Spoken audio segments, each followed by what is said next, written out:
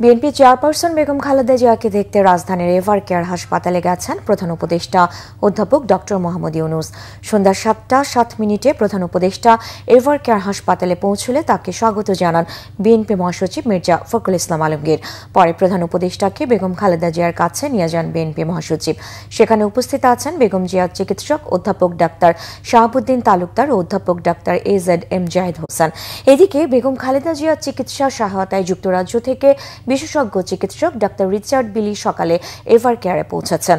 BNP চেয়ারপারসনের media সেলের সদস্য সাইরুল কবির খান এ তথ্য নিশ্চিত করেছেন। এছাড়া চীন থেকে আরও একটি বিশেষজ্ঞ চিকিৎসক দলের দেশে পৌঁছানোর কথা রয়েছে।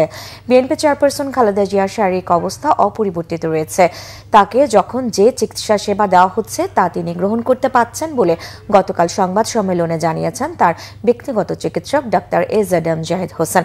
তবে আজ সকাল থেকে বেগম জিয়ার স্বাস্থ্যের অবস্থার উন্নতি না অবনতি হয়েছে এ বিষয়ে কোনো মন্তব্য করেননি চিকিৎসকরা।